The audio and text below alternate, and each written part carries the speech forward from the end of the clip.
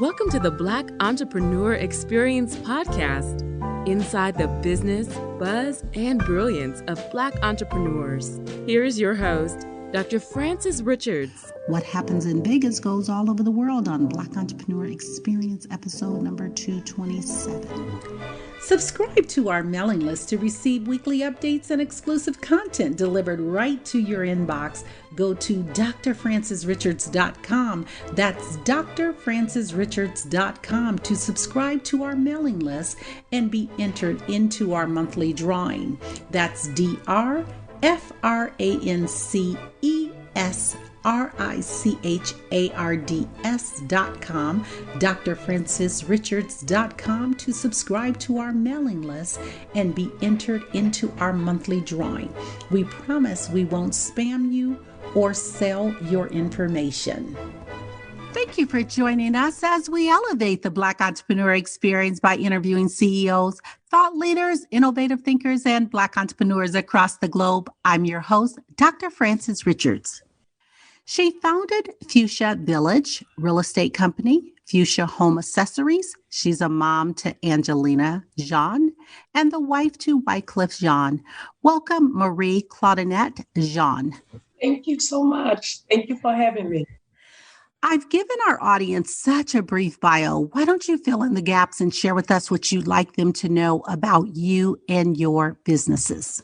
Okay, as for me, like you said, I'm a mom, I'm a wife, entrepreneur, and I don't just do fashion. I also have several other real estate companies when 9/11 actually hit in New York City. That's where I was for 12 years at 499 7th Avenue. When 9/11 hit, so I end up closing the company from New York and reopen another company in Jersey, of South Orange, New Jersey, which was Home Accessories.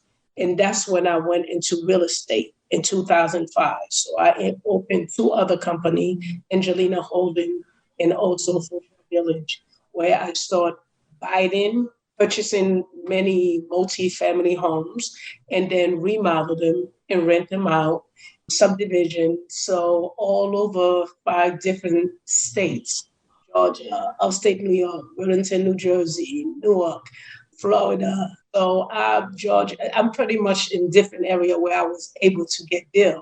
In the meantime, to be home and take care of my daughter.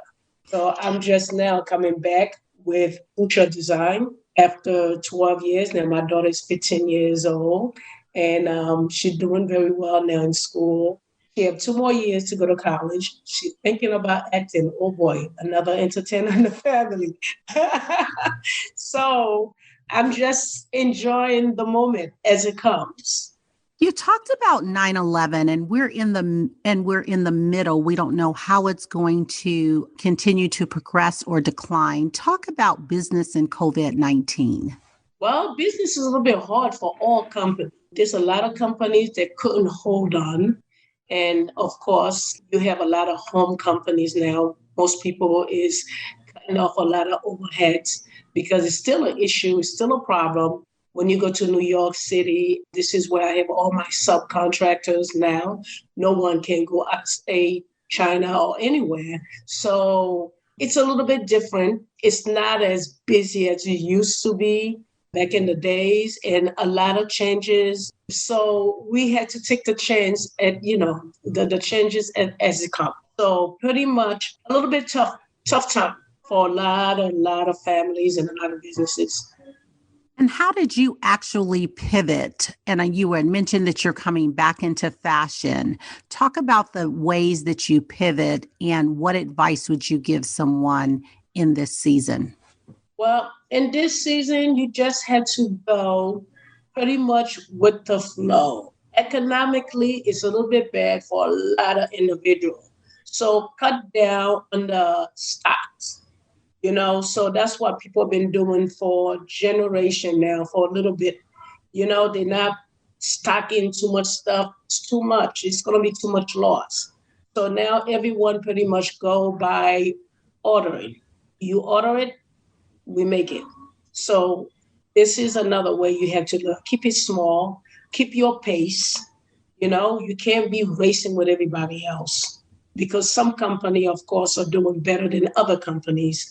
And then if you're just starter out, just, take your time and do it based on where you think is going to work for you. Because this world is too big not to have a little space in it. You do a lot of philanthropy work. Talk about the amazing work that you're doing as a philanthropist. Well, I'm doing several things. I'm not just doing fashion. I'm doing real estate.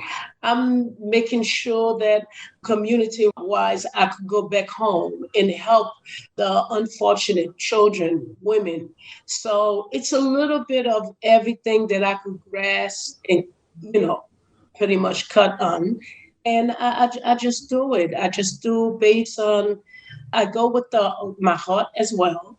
And that's pretty much what I've been doing. I've just been doing what I can handle. I don't overdo anything.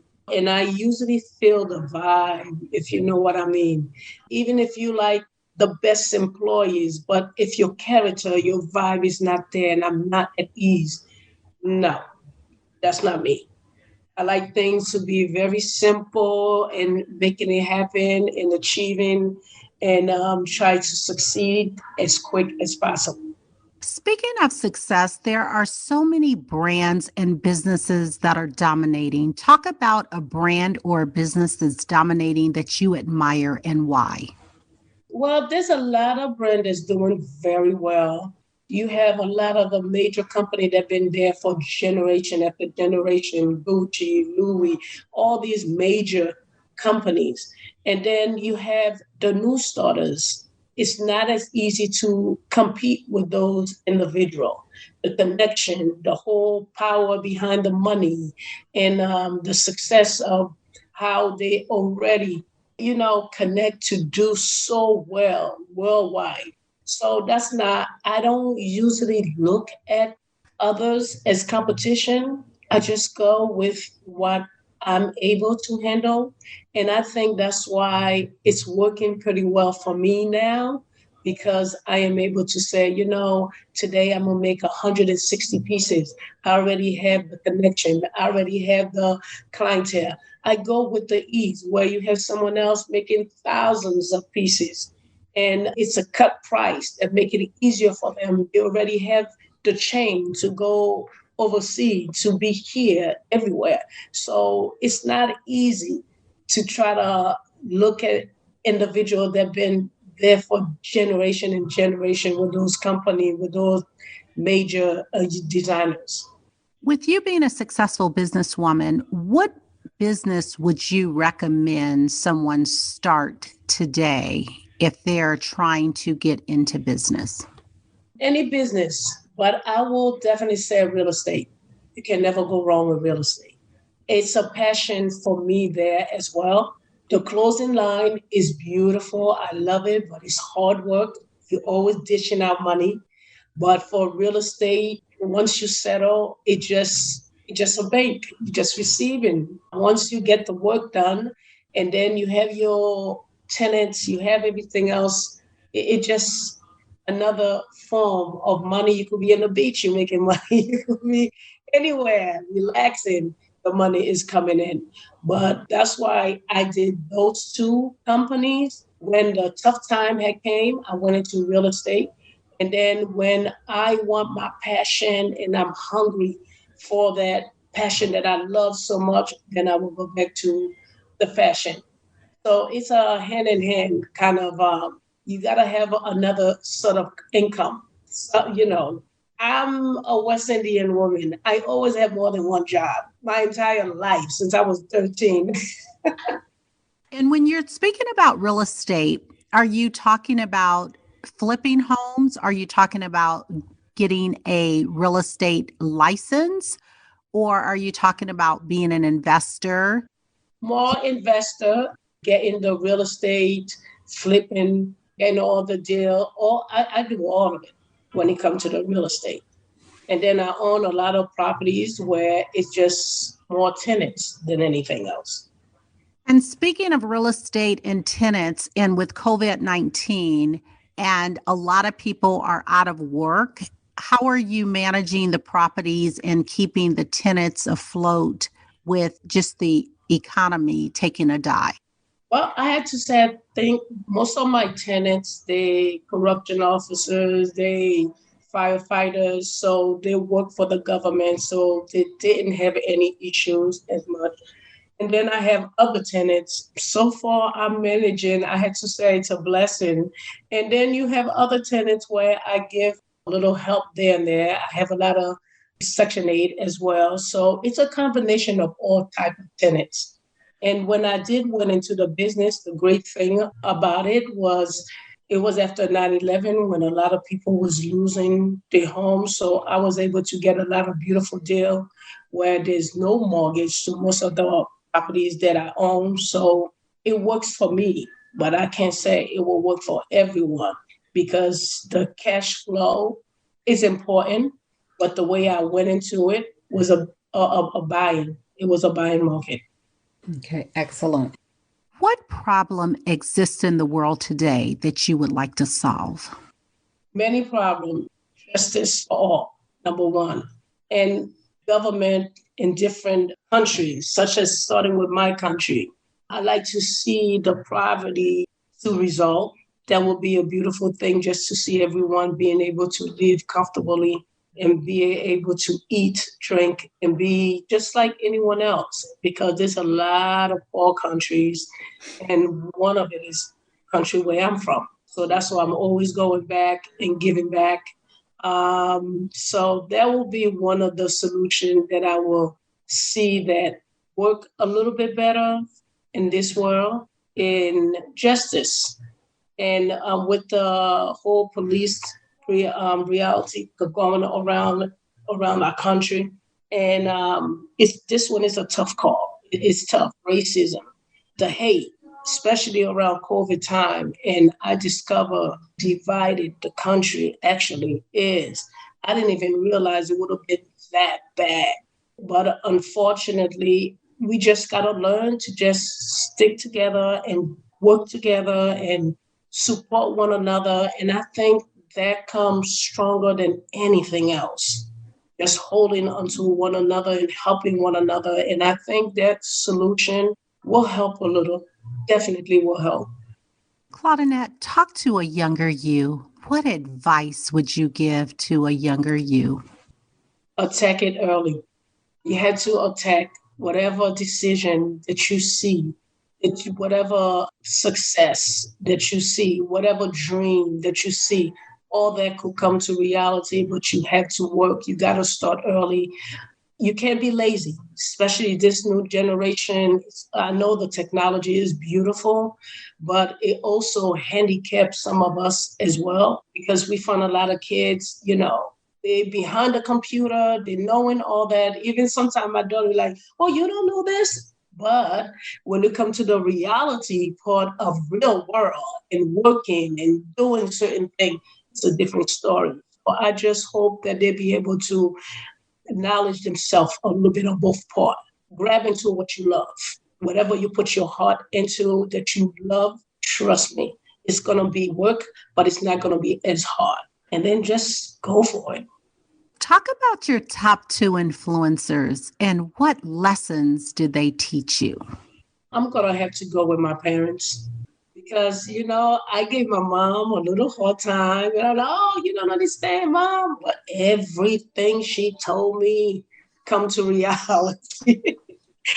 Came to reality, yes. I'm a little bit of old school. I had to say it because of my parents. And I'm glad that I'm like that. And that's why it helped a lot. Because I know a lot of kids, it's all about the materialistic things. Everything they see, they grab in, and then next week or a month later, there's no money. So I'm going to have to say my mom and my dad taught me a whole lot.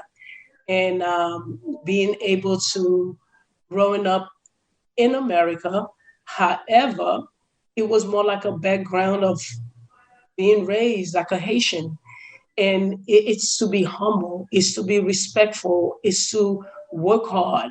and try to love what you enjoy doing the most and succeed about it. And if there's no plan A didn't work, try to find plan B. It's just like when we had to go to college, and my mom and dad have 6 children, and every single one of us found a way. And how? Sport. So they're always pushing us to always do and finding a way. And as long as we wasn't in the streets selling drug and being in prison, that was good enough for my parents, you know? So that's what I could tell a young individual growing up. Don't try to take the shortcut.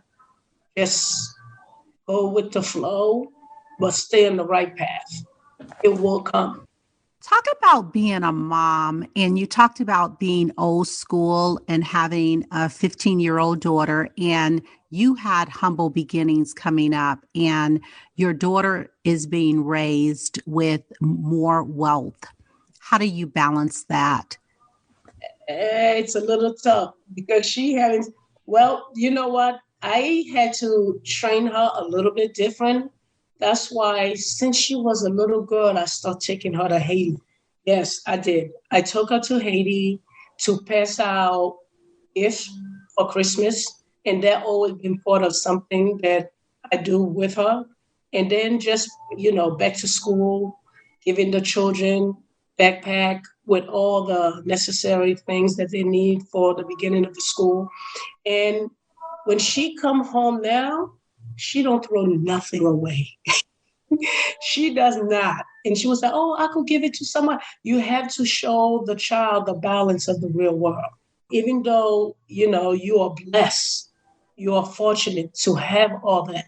But that too can go anytime.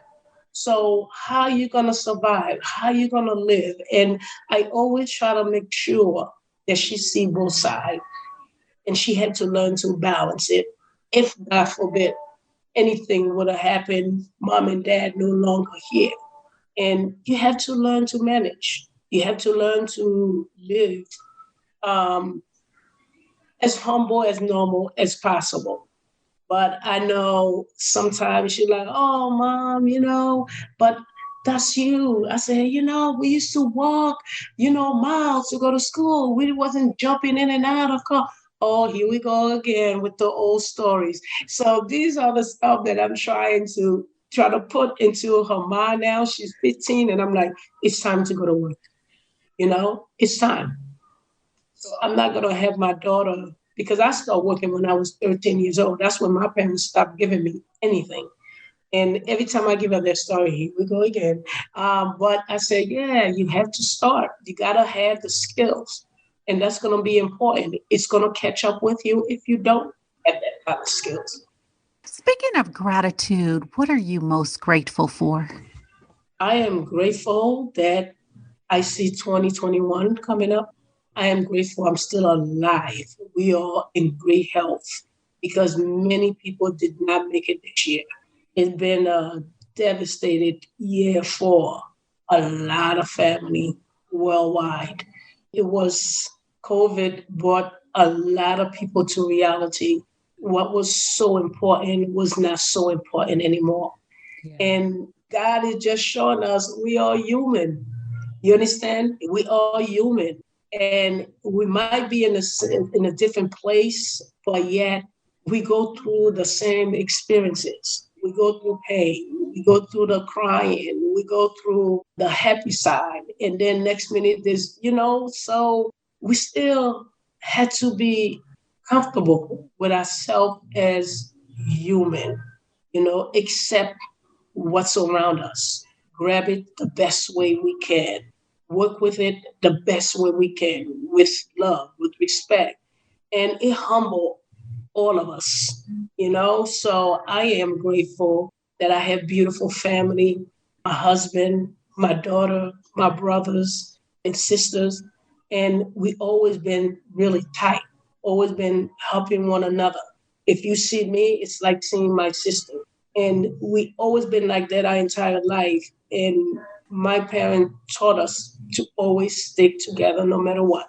And I think that's why make a huge difference in our family. And family is the most important thing to me. Our health, and our health, everything else will work your way out. Everything else will work as long as you have your health. Some people are laying in the hospital right now. They don't even know how it's going to come out for them. Talk about Haiti and how are they managing with COVID-19? And have you gotten a chance to travel back there this year? Actually, they're not doing that bad. I don't know if it's the heat. I don't know what it is, but it's not as bad as it is up here. But I haven't been traveling to Haiti, but my plan was to go before Christmas and pass some gifts out to the children because I've been collecting and just purchasing so much gift for over 300 children. And I'm hoping that I get a chance to go and pass it out. Yeah, that will be my next trip. But the last trip that I took in Haiti, I think it was about 2 years ago. Advice you wish you had followed? Not try to be too grown so fast. Wanted to run and, I'm 18. I gotta get my own apartment. All that I could have been saving while I was home. And I did that too. And I remember I went back home and I look at my parents in the eyes and I said, Mom, Dad, I am not leaving this house until I get married. And that's exactly what I did. That's beautiful. What can we do right now to support your business? It's always beautiful to support each other. And I'm saying it, I support all type of Black business owned as many as I can, because that's important. That's one thing that we don't have with each other. And it's time. And now you could see how tough it is. And it's so clear. 2020 showed everything so clear where we definitely need to support one another. I just started out for the first time production to produce mass production clothes line, because before I used to be one of a kind pieces for the first time. And I love every bit of it. I have a photo shoot coming up for that line to send to put it online. So I'm gonna be having it. It's not the Fusha that we know with the high-end couture. It's more casual, but very unique pieces. And it's very youthful as well. And hopefully I'll get the support once I send it out to Shopify and online. That's pretty much what it's going online. And do you have a potential launch date? The photo shoot is in 2 weeks, and a week later, we're going to have it online because all the production, mass production is completed already. That was the first thing I did first. Well, you have to keep us posted on the definitely. launch. Please do. Definitely. I will do that. Definitely. Let's talk about legacy. When it's all said and done, how do you want to be remembered? I know there's a lot of young women that look at me a certain way. Oh my God, she doing so well. I'm one person. I'm never satisfied in my work. And that's why I think that keep motivating me, keep going and going and going and going nonstop. If that doesn't work, and then I put this one on the side, and then I take another job and keep going and going and going, which is the reality. Then I go back, and then I just want people to know I am very simple. Believe it or not, I'm as simple as I can be. But at the same time, I always know what I want. And if I see it, I will work hard and make it happen. And that's what I did when I left college. I wanted to be in Bryant Park, and I went and did 4 seasons in Bryant Park with all the big other designers. And each time I did the show, I increased the room. I started with 450 people. Everybody was there, and plus some. Then I went 700 and more people, 1,000 more people. And I said, you know what, Claudia, you're doing something right. And that's my motivation. When I see people accept the part that I love doing the most, and that strive me to motivate myself to do a lot. I just hope people just know I tried and I did good and I tried to do good and just accept me for me as a good designer coming from Haiti. And I actually made a difference in a lot of lives. And if I inspire a little girl, that's more than enough for me. If you conducted this interview, what is the one question you would have asked yourself? I want you to ask the question and answer it. Wow, it's a good one. Question for myself. Claudia, what are you going to do next? I'm going to continue working hard, bringing this next line out. My next plan, I have a lot of land. I want to do resort. I want to keep going. When I drop, I drop. That's my goal.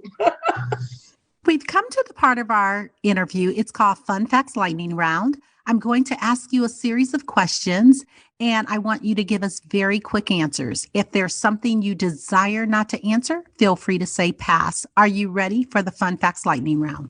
I'm ready. The last movie you saw? Oh my God, it's all Training Day. You relax doing what? I relax when I'm sketching. Your favorite singer or rapper? Oh, now you try to throw me under the bus. It got to be my husband. Who else is going to be? Wyclef Jean. Your favorite dance song? My favorite dance song? Oh, Michael Jackson. Thriller. Your first job? My first job was working with Land Bryan. Hit the couch or workout? Workout. What food you eat every week, no matter what? I had to have my rice and beans. And your favorite month? We're going to have to say August. Marie-Claude-Jean, thank you so much for joining us on Black Entrepreneur Experience Podcast. Before we let you go, why don't you share with our audience the best way for them to connect with you and do business with you? And feel free to give all your social media handles.